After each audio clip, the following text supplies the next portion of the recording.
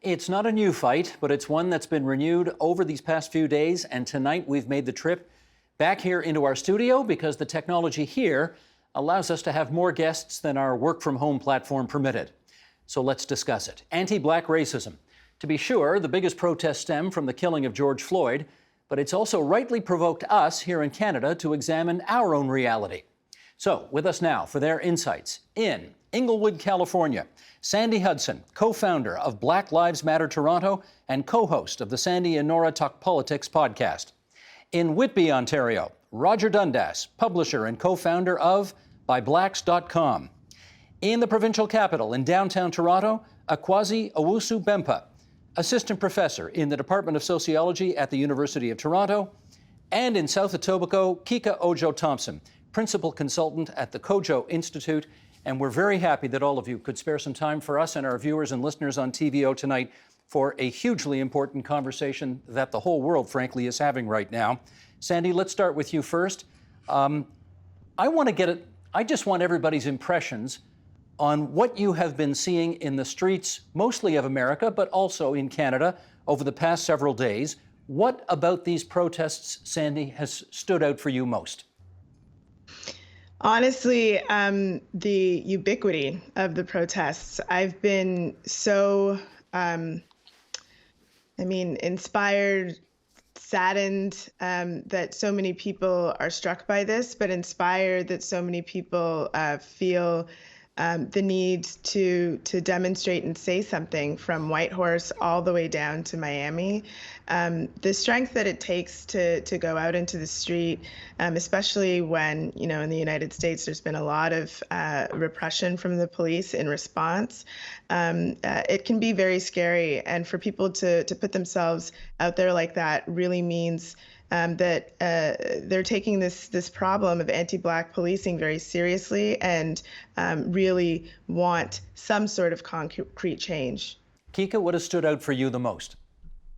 I think the diversity of the of the folks coming out, I think, is really profound, and it's a little entry point into the conversation we need to be having, which is that this is not Black people's problem to fix. It's it's bigger than that. So I think the other piece I would just add is that how sustained it is.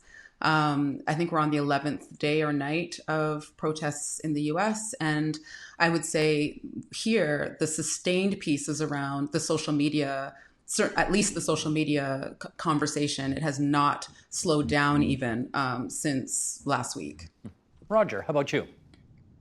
Yeah, I feel that from my perspective, I had a conversation with some men on Wednesday, so a group of Black men. And it's just the emotional toll that Black men are feeling right now. Nobody, and this group of men were all, very accomplished men, and we still feel as if it could happen to us. So this is nobody is exempt. No Black man is exempt from the possible unfair and unjust treatment from the police, and that in itself is scary and oftentimes depressing. Akwazi. Yeah, I think, echoing earlier points, the breadth and depth of these protests. So they went actually global very, very quickly. And obviously, they've continued throughout North America. And that especially in, the situation which we're currently in, which is one of a pandemic. So people putting their lives on the line, not only, at the risk of experiencing violence at the hands of the police, but also contracting a virus that can also be deadly. I think also, in the Canadian context, the prompting of conversations around systemic, or as I would prefer to say, structural racism, opposition to those denials, quick walking back, although, of course, we can question the kind of truth behind the statements amongst people like Doug Ford and the removal from boards of Stockwell Day, I think, to me have been important. Finally, perhaps unsurprising, but Donald Trump's kind of response to this, just kind of further entrenching his divisive form of politics that's, kind of characterized his leadership since the beginning. Just, I don't know how important this is, but a little point of clarification. I don't know that Stockwell Day was removed from either of the boards. I believe he voluntarily resigned from those boards, having realized that what he said was didn't capture the nuances, let's say, of what's going on right now. You did mention, though, Kwasi, Doug Ford in that answer, and I want to pick up there because The Ontario Premier was asked a question at one of his daily briefings earlier this week about systemic racism in the province of Ontario and Canada, and he said that he didn't think it was, I want to make sure I quote him accurately here, he didn't think we had as big a problem in Ontario and Canada as they do in the United States. Having said that, a day later, he clarified his remarks, and let's play that clip if we can. Of course, there's systemic racism in Ontario. There's systemic racism across this country. Order. I know it exists, Mr. Speaker. What I don't know is the hardships faced by those communities. And a lot of us in this chamber do not know the hardships within those communities, Mr. Speaker. I don't have those lived experience. Order. I do not have those lived experiences, and I can empathize with them. But again, Mr. Speaker, a lot of us have never lived that. We've never walked a mile in someone's shoes that has faced racism. And not only just in the black community, a lot of minority communities throughout the history of Ontario and Canada have faced racism. And our government won't stand for it. I won't stand for it as Premier. Can we get into a bit of an exploration with this? Sandy, the Premier said on the first day, we don't have a systemic racism problem in Ontario and in Canada like they do in the United States. Can we just look at that statement? Is that accurate in your view? No, it's absolutely not accurate. I think we have a lot of the similar problems to the United States. I think that there are local particularities, and in some cases, those local particularities are worse. In Ontario, we struggle to get information that would provide particular accountability measures when looking at the actions of the police. So in America, often people have access to information like the names of police officers who have killed civilians right away, access to 911 call audio within weeks, access to previous infractions by police officers within days. In Canada, we often don't ever get that information. Sometimes we have to wait 2 or 3 years for an inquest to be completed before we get that information. And that has an impact on the way that we can hold these services accountable. And so, yes, there are local particularities, but a lot of the way that Canadian anti-Black racism works with respect to policing is through denial, because we don't have a lot of this information, because oftentimes policymakers like Doug Ford refuse to collect certain types of information. We have less of an ability to point to official sources and cite what's going on. That being said, there are a number of researchers who've been doing this work, picking up the slack in institutions and educational institutions who have shown that, for example, in Toronto, a Black person is 20 times more likely to die at the hands of the police than non-Black people.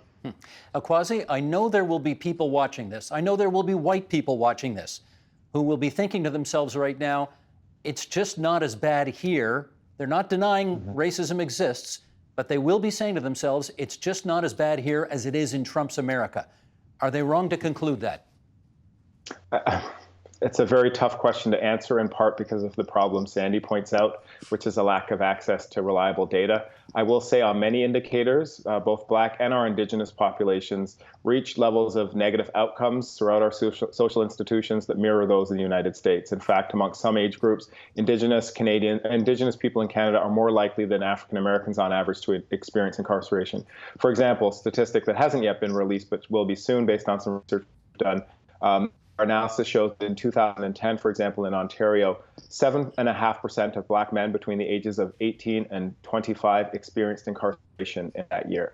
I'll say that again, 7 out of 100, 7.5% experienced incarceration in that year. So I think when we look at certain measures, absolutely, you know, Sandy just pointed to the statistics on use of force. You know, there are huge regional differences across Canada as there are across America, and it's difficult to compare apples to oranges because the countries are different. But yes, on many measures, we are just as bad. And in many ways, we have, I think, the important thing to recognize is the history, right? 6 of the first 16 legislators of Upper Canada held slaves. Slavery existed for a couple hundred years in this country. Last residential schools, last segregated schools in Canada closed in the 1980s and 1990s, long after segregation was outlawed in the United States. So these are features of our experience.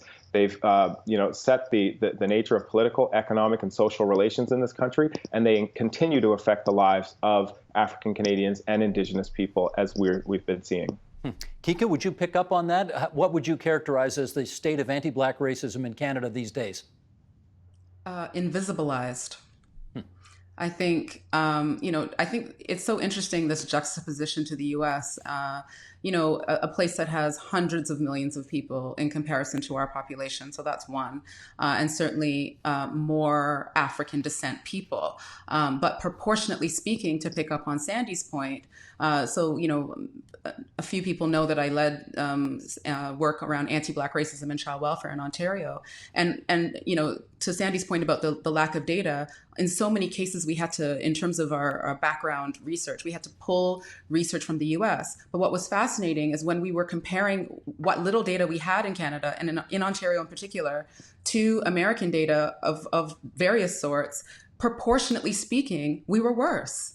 Right. And so people are really struggle with the notion of proportion.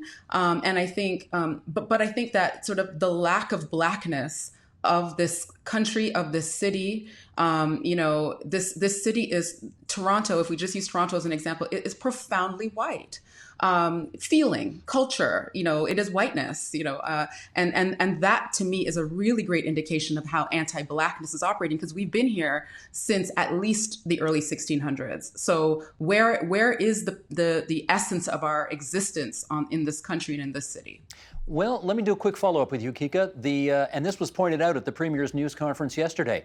The two biggest cities in the province of Ontario, Toronto and Ottawa, both have Black male police chiefs. What does that say to you? It says that that racism, that anti-Blackness in particular, is so insidious and so profound and so pervasive that in order to become the leader of anything of consequence in this province, in this country, frankly, you have to be able to perform whiteness at a level so supreme that it rivals some white men, straight white Christian men. And that is a requirement of holding these positions. I mean, when we talk about Toronto's police chief, he was in competition with another potential chief who has moved to another city to lead. And out of those two people, the community was pretty clear of who they wanted, the person they knew, the person they had met before and seen before, in community spaces. And what did the police service do? They chose the one that we did not know, well, some knew him, but I mean, he was not the approved candidate. And so, I think the bottom line, and we're seeing this, and I know that we're about to go into this discussion around policing and funding, but what I want to say is, when our premier says, of course, the next day, of course, there's systemic racism, but we don't know it. Well, for decades, at least, right? The Black community has articulated very well the experience of anti-Blackness and what it feels like and is like to live Black in this province and in this country. Having said all that, we do, Roger, seem to be utterly fascinated with race relations. I'm talking about we Ontarians, we Canadians. We seem utterly fascinated with race relations down in the United States. Why do you suppose that is? I for one, I'm not sure. There seems to be, I'm just echoing everybody's comment that, we're forgetting that slaves were here in Canada. There was all this intense racism, all the segregated schools, etc. Right? But when I look at, just kind of like doubling back on that question about the two police chiefs and them being Black, the truth is, my understanding, because I have friends who are in the police force, that there are a lot of officers who are not in support of it, and they're undermining their abilities to effectively govern those institutions. So that is one thing. They themselves are fighting anti-Black racism within their own teams. So that's something that's going on. And something a little bit close to home, which is, the whole notion of buyblacks.com. I mean, quite frankly, I wish I didn't have to start buyblacks.com. I really wish I didn't have to do it. But the truth is that I'm also a publicist, so I'm flipping on the side of doing publicity for people, and I'm looking on this is my lived experience over the past 10 years. So if I have a client that's not Black, I have a higher chance of them being on mainstream media, right? And this is what actually prompted us to start this media outlet, to give a authentic voice to Black journalists. Because oftentimes, there's a very public case of that gentleman in the Globe and Mail in Vancouver, where he would create his stories and then have the white editor butcher it, basically, to not reflect what he was saying. So I think that it's important, as journalists, to have our own voice, to speak and let people know what we're feeling, because oftentimes people don't understand what we're feeling. Sandy, I do want to pick up on one of the themes that has emerged in light of the events of Minneapolis, and that is defund the police. We're hearing that more and more now. Can you tell us what your understanding of defund the police actually means? Sure, and I just want to clarify that it's not just coming out of Minneapolis. This was something that we were saying back in 2016 when Andrew Loku was killed right here in Toronto. And so there does seem to be some consensus right now amongst activists across North America and beyond about this being the solution that we really need to focus on. And so what we mean when we say defund the police is that right now there are services that the police do not perform well, and in fact, in their performance of these services, continue to kill Black people. And that it can no longer be something that we accept as a society. We never should have. And instead, what we should do is take those services away from the police, implement new services that provide those safety measures, those security measures better than the police do. And by defunding the police, we free up funding that we can then use to invest in services that will tackle these issues better. Okay, Kika, you want to give me an example of what that looks like on the ground? Well, I mean, first of all, defunding happens all the time, right? So it's about the reuse or the new utilization of funds, the sort of shifting of resources and moving them around so that we're better answering, right? I'm thinking about, when I think about child welfare, for example, and the ways that people are the needs that people sort of show and the things that usually cause the police to be called. Certainly, there's a number of ways that we can be in prevention mode and utilizing the funds to support, the kind of services that people really need. So parenting support or, childcare. I mean, I think childcare is a great example. Childcare is extremely expensive in this province. And so if funding was used to support folks with that expense, there would be a lot of freeing up and sort of better care for children. These are the things that often cause calls to the police that are unnecessary, for example, in the context of child welfare. So just an example off the top of my head, but I think when people hear defund, they hear that the police won't exist necessarily, or they'll be down to zero. And I think but what has happened here is that officials, the decision makers around this piece, have been unwilling to come to the table. I mean, it's been a few days that this issue's been back on the table, and this, if you listen, the narrative is that's not an option. Now let's talk about these other things. And I think that is structural and systemic racism in action. You are talking to people who know. You should be willing to listen, because we are partners in the functioning of this city. Well, Akwasi, once again, I want to go back to the news conference the Premier had yesterday, during which time he introduced Jamil Jivani to the people of Ontario. Of course, many people knew Jamil, and we certainly did here. He's been a guest on this program numerous times, but he's now heading up the Premier's, a new Premier's Council on Equal Opportunity. He is the Ontario Advocate for Community Opportunities, and he put something forward that I'd like to get your comment on. He said, on the one hand, the police are too present in the lives of many African Canadians, or Blacks, in as much as carding, in as much as needless hassling of young people, etc. But he also added, on the other hand, you're not there when we need you.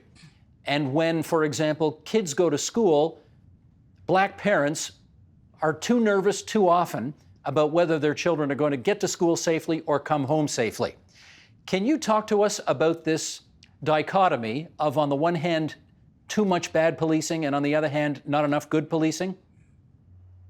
It's really a description of a phenomenon we would describe as over-policing and under-protection. So at quite literally the same time that marginalized neighborhoods are often flooded with police officers there who are there to enforce certain criminal infractions, those communities don't feel like they can call or rely on the police to investigate crimes or respond to crimes when they happen. And so, we can think about the high rates of stop and search that exist within our marginalized neighborhoods and the rather hostile and aggressive nature of those contacts.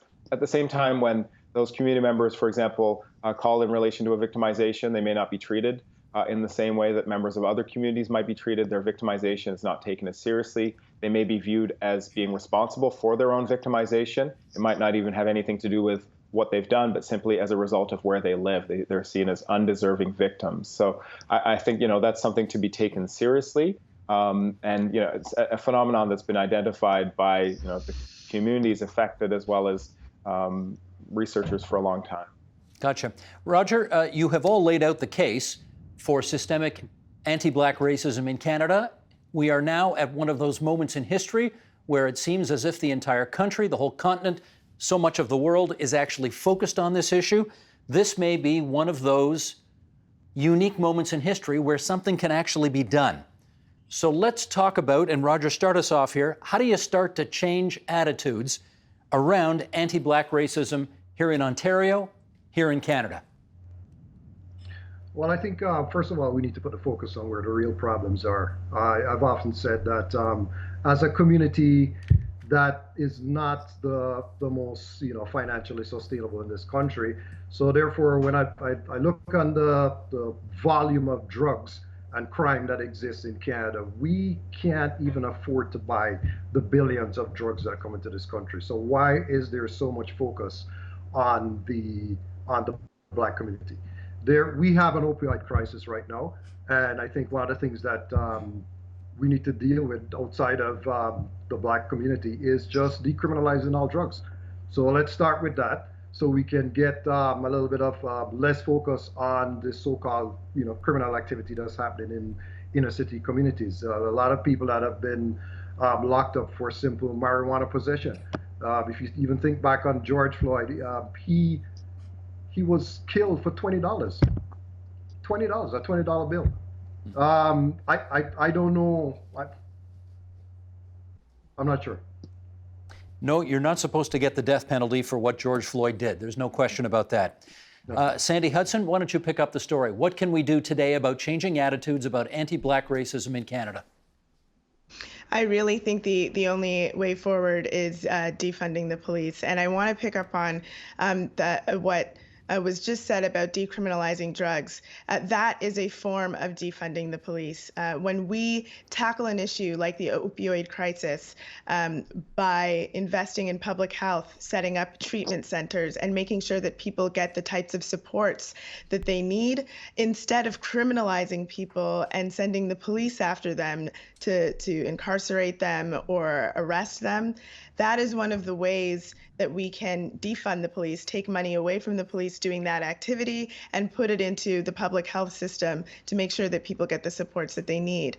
Another form of defunding the police would be making a new emergency service that is specifically in place to deal with people who are experiencing a mental health crisis. There's lots and lots of evidence to suggest that the police are not well placed to deal with people who are having an emergency mental health crisis. That is what was happening with Regis Korchinski-Paquette here in Toronto, and also DeAndre Campbell, who was killed on his front lawn, an unarmed Black man killed on his front lawn in Brampton about a month ago.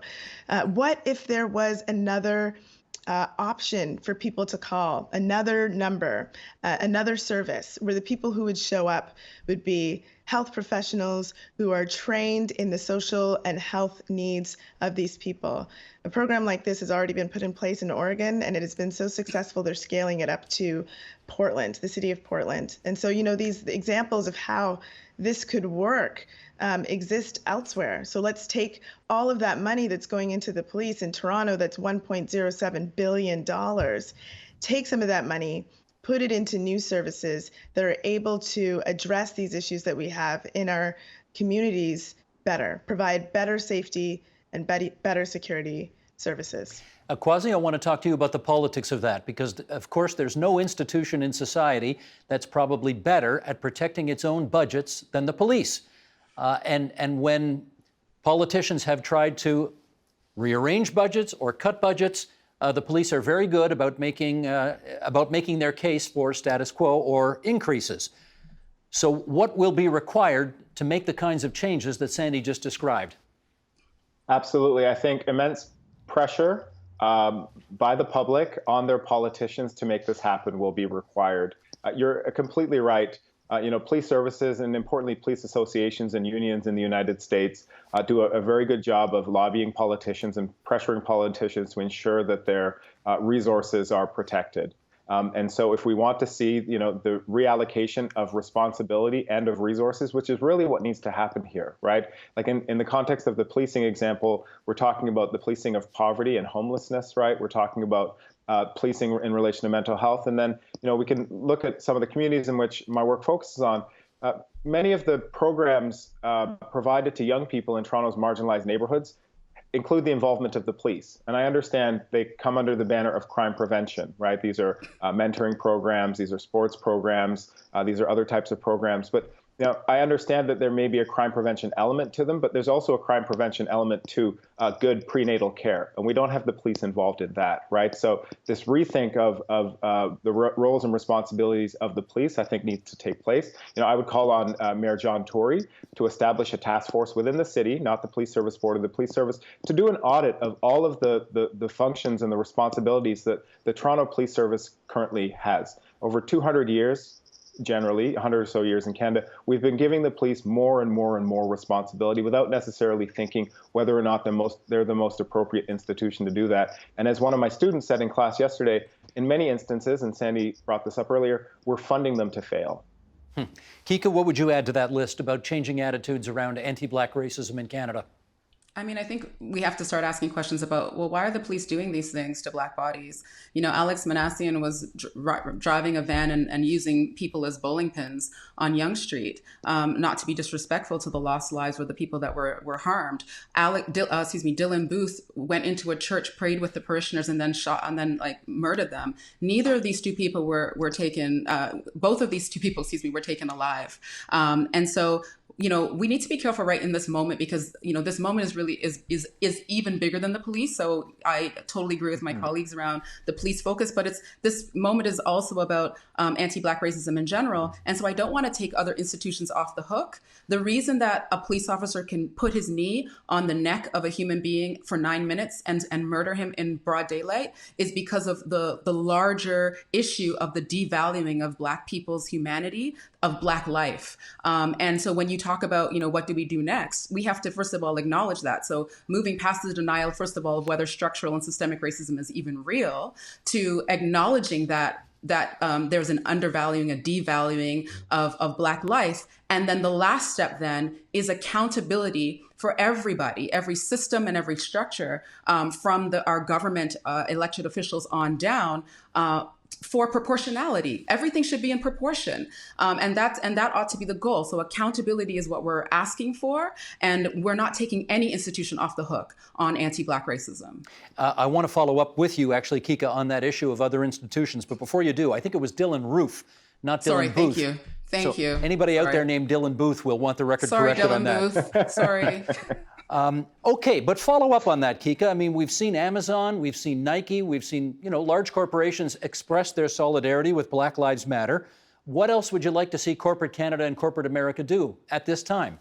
Well, first of all, they need to hear that their statements are we're grateful for their statements, but we're also frustrated by their statements because none of the issues of structural and systemic anti-Black racism are new. So the next step then is please show us, your C-suites and your boards, and show us your plan, your accountability plan, your strategic plan to change that and allow us to hold you accountable. So set up a system and structure where our community in particular can hold you accountable for your progress in this area. So, out your numbers, out your data, and let's make this, a community project.